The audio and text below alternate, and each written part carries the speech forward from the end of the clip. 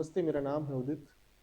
मैं आपका वेदांत competition online class में आपका स्वागत करता हूँ। आज हम बात करने वाले हैं अरावली विवाद 2025 कि आखिर इसका कारण क्या है, ये पूरा मैटर क्या है, अरावली क्या है, ये कैसे बनी, किस हिसाब से बनी, सुप्रीम कोर्ट ने जो हाल ही में डिसीजन दिया उसका क्या प्रभाव पड़ रहा है, राजस्थान, हरियाणा, दिल्ली का जो क्षेत्र है वहां पे इतनी भारी संख्या में भीड़ इकट्ठा, आखिर क्यों इकट्ठा, अरावली हमारे लिए कैसे इंपॉर्टेंट है।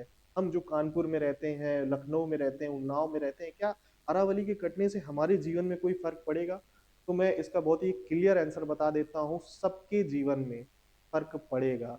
ना केवल दिल्ली वालों की ये समस्या है, ना केवल हरियाणा वालों की ये समस्या है, ना केवल राजस्थान, ना केवल गुजरात वालों की ये समस्या है, ये पूरे देश की समस्या। आज जिस हिसाब की ठंडी पड़ रही है, हम लोग जिस वातावरण में रह रहे हैं, जबकि हम घर से बाहर निकलते हैं तो हमारी आंखों में एक जलन महसूस, हमारी आंखों में एक सूखापन महसूस होता है। क्यों महसूस होता है? वो इसी वजह से महसूस होता है क्योंकि जो हम लोगों ने पिछले 15 से 20 वर्षों में पेड़ काटे हैं, सारे इकोसिस्टम अपना बिल्कुल बर्बाद कर लिया है ना, वो उसका कारण है। इसी वजह से ये सारी हम फेस कर रहे हैं। लेकिन अगर सोचिए, अरावली अगर वो चला गया, जिसको पारिस्थितिकी तंत्र बोलते हैं, अगर वो चला गया तब क्या होगा? आइए एक नजर डालते हैं और देखते हैं हाल ही में जो विवाद चल रहा है वो विवाद क्या है, इसके कारण क्या है। तो आगे बढ़ते हैं। सबसे पहले हम ये जानते हैं कि अरावली है क्या। सबसे पहले अरावली सिर्फ एक पहाड़ नहीं है, उत्तर भारत की जीवन रेखा है। अरावली एक ऐसा स्थान है, एक ऐसा पहाड़ है, सिर्फ पहाड़ नहीं, कई चोटियां हैं इसमें, एक लंबा भूभाग है जिसमें दिल्ली, हरियाणा, राजस्थान, गुजरात का लगभग 800 किलोमीटर का ये क्षेत्र है। तो इसको इस वजह से उत्तर भारत की जीवन रेखा कहते हैं। ये कितनी पुरानी है? तो ये सबसे पुरानी पर्वत श्रृंखला है, लगभग एक 1.5 से 1.8 अरब ईयर पुरानी श्रृंखला है। 1.5 से 1.8 अरब पुरानी श्रृंखला है। और ये कहां से? गुजरात से लेकर राजस्थान, हरियाणा और दिल्ली, लगभग 800 किलोमीटर का क्षेत्र है। ये आप देख सकते हैं मैप में, ये लगभग 800 किलोमीटर का क्षेत्र है जिससे ये पूरी तरीके से फैली हुई है। अच्छा, दूसरी चीज ये क्या है ना, ये हमारे जो इकोसिस्टम है, इसको ये इसका बहुत बड़ा भाग है ये। और जो अरावली पर्वत है वो पूरे विश्व में जितनी भी सबसे ऊंची चोटियां हैं या लंबी चोटियां हैं ना, उनमें से एक ये अरावली भी है। चलिए आइए देखते हैं आगे स्लाइड में क्या है। तो यहाँ पे ना सुप्रीम कोर्ट ने एक निर्णय दिया, 2025 का निर्णय है, अरावली की परिभाषा बदली, वहां पे परिभाषा बदली है। उन्होंने क्या बोला है ये देख लेते हैं। तो 2025 में सुप्रीम कोर्ट ने अरावली की एक नई कानूनी परिभाषा स्वीकार की। उस कानूनी परिभाषा में उसने क्या कहा कि अब अरावली केवल वही क्षेत्र माना जाएगा जिसकी एक न्यूनतम ऊंचाई होगी। न्यूनतम ऊंचाई क्या होती है? न्यूनतम ऊंचाई अभी जो सुप्रीम कोर्ट ने बोला है वो बोला है कि 100 मीटर के ऊपर की जितनी भी चोटियां होंगी उसको क्या माना जाएगा? अरावली माना जाएगा। लेकिन आप एक बात समझिए, 100 मीटर के नीचे का क्या हुआ? वो भी तो उस चोटी का हिस्सा है ना। अगर वो चला गया तो अरावली फिर पहाड़ नहीं बचा। इसका मतलब है कि आपने और ज्यादा जो खनन माफिया है, जो क्षरण कर रहे हैं, उसका क्या होगा? वो लोग तो, उनको तो आजादी मिल गई। तो वो यहाँ पे लिखा हुआ है जो भूमि रिकॉर्ड में अरावली के नाम से दर्ज हो। अच्छा, इन्होंने क्या किया है ना कि इन्होंने क्या करेंगे कि जो भी 100 मीटर के ऊपर की जितनी भी चोटियां होगी उसका एक रिकॉर्ड बनाएंगे, ठीक है, और उसको ही केवल अरावली माना जाएगा, ठीक है। और अरावली मैंने आपको पहले भी बता रखा है, पूरा का पूरा इकोलॉजिकल सिस्टम माना जाता है। जो पहले का अरावली था ना, जो गुजरात से लेके 800 किलोमीटर के क्षेत्र में फैला हुआ है, उसको एक इकोलॉजिकल सिस्टम माना जाता है जो कि अब पूरी तरीके से बर्बाद हो जाएगा, ठीक है। तो उसके बाद देखते हैं अंतर क्या आया, परिभाषा का अंतर क्या आया। तो पहले क्या बोलते थे इसको? पहले जो अरावली था उसको हम बोलते थे संपूर्ण पारिस्थितिकी तंत्र है, इंटायर इकोलॉजिकल सिस्टम। और जो छोटे मोटे पहाड़ होते थे उसको भी हम उसी में काउंट करते थे। भाई एक चोटी है जो केवल, आप जो 100 मीटर से ऊपर की चोटियां उसको पहाड़ नहीं बोल सकते हैं।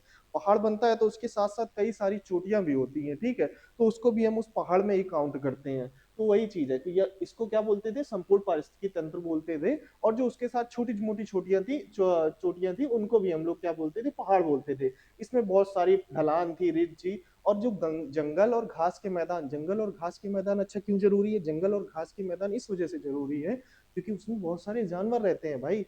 और जब जानवर रहते हैं उसके बाद हमारा जो पानी होता है ना, वर्षा का पानी, वो भी एब्जॉर्ब करता है, ठीक है।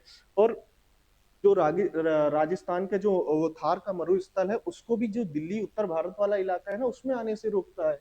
तो अभी इन्होंने क्या कर दिया, अब जो बोला है वहां पे, ये बोला है कि केवल कानूनी और भौतिकी मापदंड। अच्छा, केवल कानूनी और भौतिकी मापदंड होता क्या है?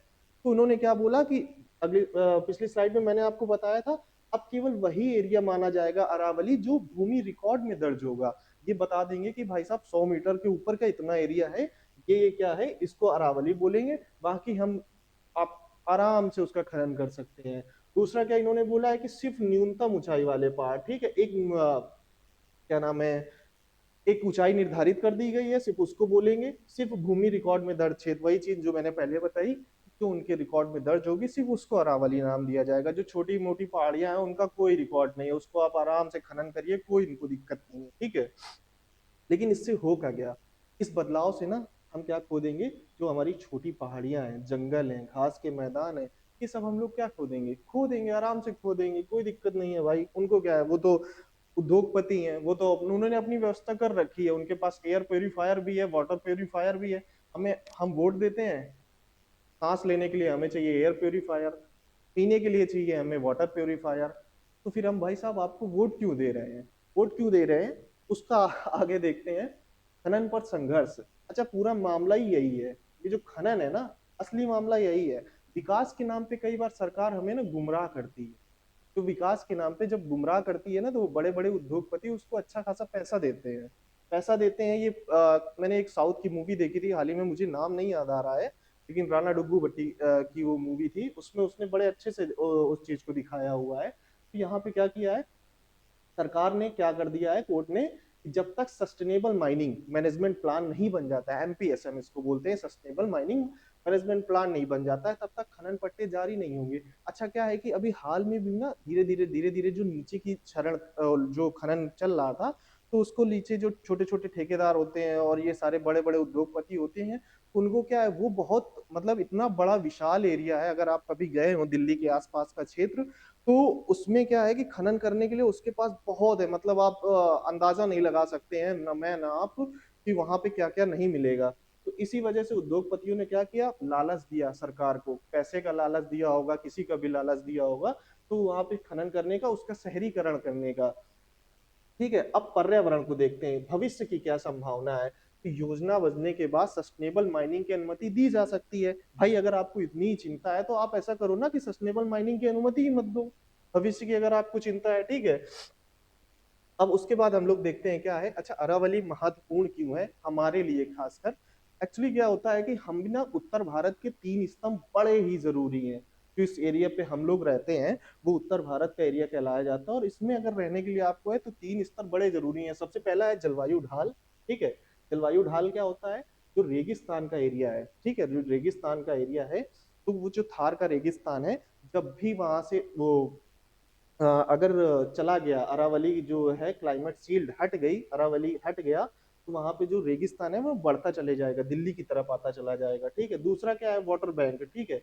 अच्छा जंगल है, पहाड़ है, बहुत सारे पेड़ हैं, तो वहां पे क्या होता है, वाटर रिसोर्सिंग अच्छी होती है, ये देखिए इस तरीके से, ठीक है, नीचे बढ़िया वाटर, जैसे वाटर लेवल बराबर रहता है। अब तीसरा क्या है, तीसरा है लाइफ सपोर्ट, वन्य जीव और आजीविका का आधार होता है। बहुत सारे बारहसिंगा से लेके शेर, दुनिया भर के सारे जानवर जो होते हैं वो अपने आप को सुरक्षित महसूस करते हैं। तो वो जब ये तीनों चीजें नहीं रहेंगी ना, तो क्या होगा, पारिस्थितिकी संतुलन पूरी तरीके से टूट जाएगा। आप कल्पना भी नहीं कर सकते हैं कितनी भयावह स्थिति होगी। इसी वजह से आज अरावली के लिए आवाज उठाना बहुत ज्यादा जरूरी है, ठीक है। ये देखिए वहीं पे, यहाँ पे ये बात कर रहा है कि जलवायु ढाल रेगिस्तान के विस्तार पर रोक, ठीक है, ये देखिए। अब यहाँ पे क्या होगा, ये थार का रेगिस्तान है, तो अगर अरावली इस स्वरूप में, जो अभी वास्तविक स्वरूप है उसमें रहता है, ये क्या करता है, जो थार का विस्तार हो रहा है ये होने नहीं देता है, जो दिल्ली तक है वो आने नहीं देता है। लेकिन अगर जब नहीं रहेगा तब क्या होगा, तो ये देखिए, क्या मरुस्थली डेजर्टिफिकेशन को पूर्व की ओर बढ़ने से रोकता है। तो यही चीजें यहाँ पे बता रहा है कि ये इसको रोकता है, लेकिन जब ये नहीं रहेगा ना, तो ये मरुस्थल आगे की ओर बढ़ता चला जाएगा। दूसरा क्या बोल रहा है, कौन सुरक्षित होता है, तो यहाँ पे दिल्ली एनसीआर हरियाणा और पश्चिमी उत्तर प्रदेश सीधे तौर पे बचती है। क्या बचती है, दिल्ली एनसीआर हरियाणा और पश्चिमी उत्तर प्रदेश है, जो पश्चिमी उत्तर प्रदेश में हम लोग भी आते हैं। इसमें क्या होता है, बढ़ते आज इस मुद्दे को इस वजह से भी जानना जरूरी है, अरावली के मुद्दे को, क्योंकि ये अगर आप ये सोच रहे हैं ना, ये तो हरियाणा वाले की दिक्कत है, ये तो राजस्थान वाले की दिक्कत है, हमें क्या फर्क पड़ता है, मेरे भाई आने वाली पीढ़ियां आपका जवाब मांगेंगे इस चीज के लिए कि जब अरावली के साथ ये खेल हो रहा था, जब बड़े बड़े उद्योगपति और सरकार इस तरीके से काम कर रही थी, तब आप कहाँ थे? कम से कम आप अपनी आने वाली पीढ़ियों को एक समुचित जवाब तो दे सकें। अरे भाई, आप कुछ नहीं कर सकते हैं तो अपने व्हाट्सएप स्टेटस, अपने फेसबुक से लेके एक छोटा सा वीडियो बनाए, डीपी लगाएं, सरकार के खिलाफ ट्विटर पे एक पोस्ट करें, ताकि सरकार को भी लगे कि हमारी जनता जागरूक है। आप सवाल करना शुरू कीजिए अपनी सरकार से। ठीक है, अगली स्लाइड में चलते हैं। उसके बाद जल बैंक, कैसे जल, यहाँ पे ये देखिए वाटर लेवल जो होता है ना, ये मेंटेन करता है, जो ग्राउंड वाटर है इसको रिचार्ज करता है। पूरे जो आसपास के कुएं हैं, बोरवेल है, उसमें क्या होता है, वाटर लेवल मैनेज होता है। तीसरा स्तंभ हम लोग जो बात कर रहे हैं वो देखिए, ये बेचारे जानवर कहाँ चले जाएंगे? ये जो शेर है, लकड़बग्घा है, तेंदुआ है, सियार है, ये क्या करेंगे जब शहरीकरण होगा ना? तो आज आपने सुना होगा, कई जगह न्यूज आती है, आज कल की बात है, वहां पे शायद केरल की बात है, 8 हाथी मर गए। 8 हाथी क्यों मर गए? क्योंकि वो तो शहर की तरफ आ रहे हैं ना। आप जंगल काटोगे तो बेचारे जानवर कहाँ पे जाएंगे? जानवर तो फिर शहर की तरफ भागेंगे ना, फिर वो हमारे बच्चों को उठा के ले जाते हैं, फिर कहीं उनके ऊपर। फिर उसके बाद हथनी, आपने एक कांड सुना होगा, केरल का है शायद वो कांड, जब उसके कुछ बदतमीज लोग थे जिन्होंने वो पटाखा वगैरह उसके अंदर रख दिया था, जिससे उसकी मौत हो गई थी हथनी की। तो ऐसे ही कांड होंगे वहां पे। तीसरा क्या है, अच्छा, स्थानीय आजीविका में भी फर्क पड़ेगा। अभी क्या होता है ना कि आसपास के लोग जो है वहां पे अच्छा खासा चारागाह है भैया, थोड़ी बहुत जमीन है जहाँ पे चारा आ रहा हो जाता है, अपने जानवरों के लिए काट के ले आते हैं। ठीक है, और थोड़ा बहुत जो इको टूरिज्म होता है, कभी उससे थोड़ा बहुत पैसा कमा लेते हैं, तो ये सारी चीजें भी खत्म हो जाएंगी। आगे क्या है, अब बात कर रहे हैं कि अगर अगर अरावली का कवच टूटा तो होगा क्या भाई साहब? तो नई परिभाषा आई है ना, उसके अनुसार हमारा जो कवच है ना अरावली का, वो कमजोर हो जाएगा। और जब कमजोर हो जाएगा ना, तो ये जो खनन माफिया है ना, ये क्या करेंगे, आपको नए नए लुभावने लुभावने सरकार के साथ मिलके ये ऑफर देंगे कि अरे हम तो बिल्डिंग बना देंगे, अरे हम तो ये कर देंगे, वो कर देंगे, शहरीकरण करेंगे। वो पूरी तरीके से आपका जो डेजर्ट है, फिर वो क्या होगा, वो मरुस्थलीकरण होता चला जाएगा। जो दिल्ली का एरिया है, पश्चिमी उत्तर प्रदेश का एरिया है, वो क्या करेगा, वो पूरी तरीके से जो है थार का रेगिस्तान में बदलता चला जाएगा। तीसरा क्या है आपका, यहाँ पे जो है ना हमारे सामने पानी का बहुत ही गंभीर संकट पैदा हो जाएगा। अभी संकट है, शुद्ध पीने के लिए पानी नहीं है। पानी तो भरा पड़ा है, लेकिन शुद्ध पीने के लिए किसी के पास पानी नहीं है। आजकल सब लोग के घर में आरओ लगा हुआ है, बाहर जाते हैं तो 20 रुपए की 1 लीटर बोतल मिल रही है, और नाम के लिए आजकल रेल नील 14 रुपए का कर दिया था, जाओ तो 15 ही का मिलता है। ठीक है, वायु प्रदूषण और हीट वेव। वायु प्रदूषण है क्या, क्या अभी भी जो इस वक्त है, आज डेट तो मुझे नहीं याद है आज, लेकिन आज जो जब मैं आया आज सुबह, तो मेरे साथ हुआ क्या, मेरी आंखों में जलन हो रही थी। कानपुर के इस समय ठंडी है, अच्छी खासी ठंडी पड़ रही है, और इस समय आप जब वायु प्रदूषण का लेवल देखेंगे ना, इतना ज्यादा हो चुका है कि जब भी आप, मेरे घर में मेरे पिताजी हैं, 60-65 साल की उम्र का व्यक्ति जब भी बाहर निकलता है ना, 30-30 साल, मतलब हम लोग की उम्र है 25 साल 30 साल, बच्चे बाहर निकल रहे हैं तो उनको खांसी आना शुरू हो जाती है। खांसी क्यों आना शुरू हो जाती है भाई साहब? खांसी आना शुरू होती है वायु प्रदूषण के कारण। जो इस तरीके के, आप एक बार कानपुर का राउंड मार के आइए, ये मान के चलिए कि आपके फेफड़ों में अच्छी खासी 5 से 10 ग्राम लेके आप जा रहे हैं, घर जा रहे हैं। ठीक है, हीट वेव क्या है, अभी ठंडी है, अभी गर्मी आएगी। गर्मी में हम लोग क्या बोलते हैं, अरे यार आज तो बड़ी गर्मी है भाई साहब, आज तो बड़ी गर्मी है, लेकिन कभी पेड़ नहीं लगाते हैं। बात करेंगे एसी की वजह से गर्मी बढ़ गई, इसकी वजह से गर्मी बढ़ गई, लेकिन कभी भी पेड़ की ओर इशारा नहीं करते हैं। ठीक है, दूसरा क्या है यहाँ पे, वन्य जीव संघर्ष। वन्य जीव संघर्ष क्या होता है, जब भी आप जंगल में जानवरों का जब पूरा जंगल साफ कर देंगे, तो वो जानवर क्या करेंगे, वो जानवर हमारे शहरों की तरफ आएंगे, हमारे घरों की तरफ आएंगे। तो वो बेचारे कुछ उसमें मर भी जाएंगे, कुछ मारे भी जाएंगे, कुछ लोग मरेंगे, कुछ जानवर मरेंगे। सॉरी, मुझे भी खांसी आ रही है देखिए। ठीक है, तीसरा आता है, अब यहाँ पे क्या होगा, परिणाम देख लेते हैं हम लोग। मरुस्थल का विस्तार और गहराता जल संकट। यहाँ पे देखिए, ऑनलैंड, थार मरुस्थल पूर्व की ओर बढ़ेगा, जिससे हरियाणा, दिल्ली, एनसीआर और पश्चिमी यूपी की कृषि भूमि खतरे में आ जाएगी। मैं कहना क्या चाहता हूँ, मैंने ये चीज आपको पहले ही बता दी कि जब भी थार मरुस्थल जब बढ़ेगा ना, अभी क्या है, अभी अरावली एक सीढ़ी की तरह खड़ा हुआ है, लेकिन अगर कल कल को अरावली नहीं रहता है, ठीक है, तब ये क्या करेगा, थार मरुस्थल अपना विस्तार करेगा, हीट वेव को नहीं रोकेगा। अभी क्या है, ये हीट वेव को रोकता है, जब विस्तार करेगा तो हमारे पास क्या है भैया, कृषि योग्य भूमि है, हमारे पास अच्छे खाने के साधन रह ही नहीं जाएंगे, हमारी भूमि क्या है, रेतीली हो जाएगी, वहां पे थार रेगिस्तान बन जाएगा। ठीक है, ये इस तरीके से आप देख सकते हैं, यहाँ पे बहुत ही अच्छा एनिमेशन का यूज किया गया है। इस तरीके से ये एरिया जो पूरा है वो थार के रेगिस्तान में बदल जाएगा, जिसको बोलते क्या है, हरियाणा, दिल्ली, एनसीआर और पश्चिमी यूपी, लगभग 800 किलोमीटर का ये एरिया है। दूसरा क्या है, ग्राउंड ऑन वाटर।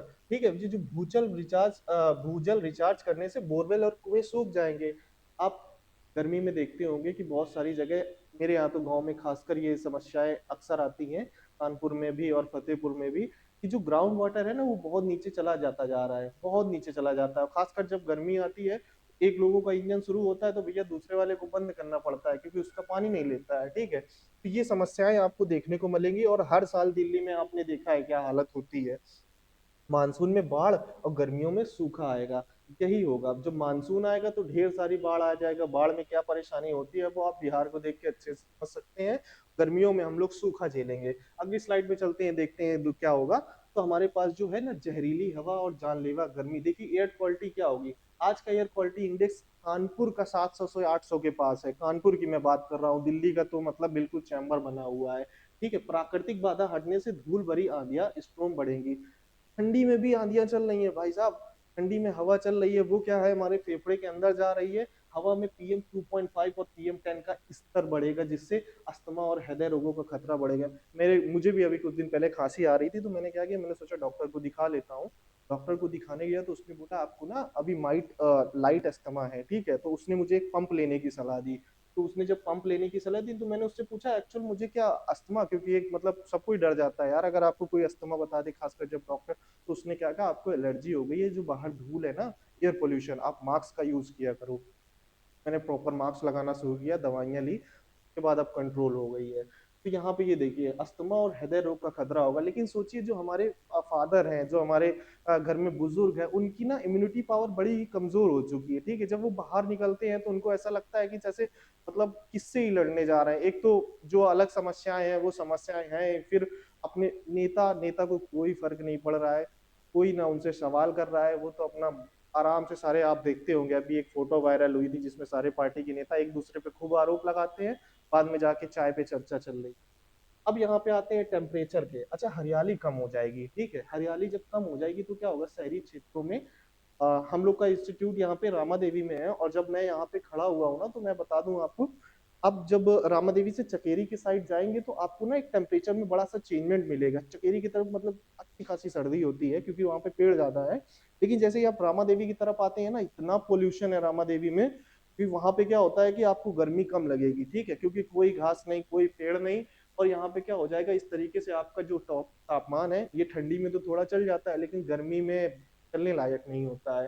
तापमान में वृद्धि हो जाएगी आपकी। ठीक है, अच्छा अब ये देख लेते हैं ना कि सरकार ने क्या पक्ष रखा है, सरकार क्या चाहती है। भाई सरकार की भी तो सुन ली जाए, कि हम सिर्फ कहीं ऐसा तो नहीं है कि बहक रहे हैं या कोई भी आके हमारे कुछ भी बोल रहा है। तो सरकार ने क्या बोला है, द ऑफिशियल क्लेम है सरकार का ये। ठीक है, तो सरकार का दावा है कि 90% से ज्यादा अरावली क्षेत्र अभी भी संरक्षित है। अच्छा, सरकार ये बोल रही है कि 90% का जो अरावली क्षेत्र है ना, ये अभी भी संरक्षित है।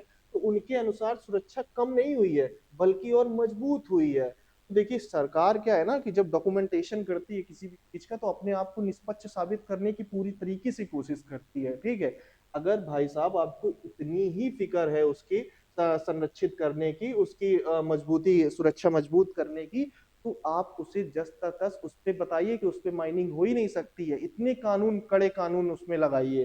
ठीक है, लेकिन नहीं लगा रहे हैं, क्यों? क्योंकि उद्योगपतियों ने, अच्छी खासी मीटिंग हुई है, उद्योगपतियों ने बता दिया है कि लंबा मोटा पैसा आपको भी मिलेगा भाई साहब, मुझे भी मिलेगा। ठीक है, असली सवाल क्या है, असली सवाल ये है कि क्या ये नियम अवैध खनन और रियल एस्टेट के दबाव को रोक पाएंगे। ये सवाल है, ये सवाल आपसे भी है, मुझसे भी है, उन नेताओं से भी है जिनको हमने वोट दिया है, सत्ता पे बैठाला है। आपको भी, आपके पास जो विधायक हैं जो है, उनसे सवाल करिए आप, आपकी नालियां, सड़क आपको क्यों नहीं मिल पा रहा है, हमने वोट किस लिए दिया है, आप जिम्मेदार हैं भाई। तो उनसे आप ये सवाल करिए। उसके बाद हम लोग आगे चलते हैं अरावली के बारे में। ठीक है, अरावली क्या है भाई मेरे, अरावली केवल एक पहाड़ नहीं है। ठीक है, यह हमारी प्राकृतिक सुरक्षा दीवार है। इसके क्या है, इसके तीन रूप हैं। ये देखिए, सबसे पहले तो मैंने बताया था आपको, ये क्लाइमेट शील्ड है, ठीक है, जो हमें रेगिस्तान से बचाती है। दूसरा क्या है, वाटर बैंक है, जो हमें पानी देती है। तीसरा क्या है, तीसरा सबसे जरूरी है, ये हमारा लाइफ सपोर्ट है, जीवन को संभव बनाती है। जीवन को क्या बनाती है मेरे भाई, संभव बनाती है। तो अरावली बची तभी भविष्य बचेगा, अरावली बची तभी भविष्य बचेगा। अगर अरावली बची तो पानी बचेगा, अगर अरावली बची तो जलवायु स्थिर रहेगी, अगर अरावली बची तो जिंदगी सुरक्षित रहेगी। अन्यथा मेरे भाई, आज से 10 साल 15 साल बाद जब अरावली पूरी तरीके से खत्म हो जाएगी, आप कल्पना भी नहीं कर सकते हैं, मैं और आप शायद रहें या ना रहें, लेकिन हमारे बच्चे अगर कल को हमसे कुछ जवाब मांगेंगे ना, तो आप किसी भी मुंह दिखाने लायक नहीं होंगे, आप जवाब नहीं दे पाएंगे उनको कि उनके साथ ऐसा क्यों हुआ। क्योंकि सबके अब सब अल्पायु हो जाएंगे, किसी के बच्चे वायु प्रदूषण से मरेंगे, और आने वाले समय में ऐसी नई नई तरीके की बीमारियां आनी है, जो आपको, जो आपकी इम्यूनिटी तो अभी क्या है कि 30 साल 35 साल 40 साल में अच्छी खासी है, लेकिन आप अपने घर के बुजुर्गों को देखिए, आप अपने घर के बच्चों को देखिए, उनकी क्या हालत है। ठीक है, तो मैं यही कहना चाहता हूँ, आप ज्यादा से ज्यादा, ये केवल राजस्थान, हरियाणा, दिल्ली, गुजरात वालों की समस्या नहीं है मेरे भाई, ये पूरे देश की समस्या है।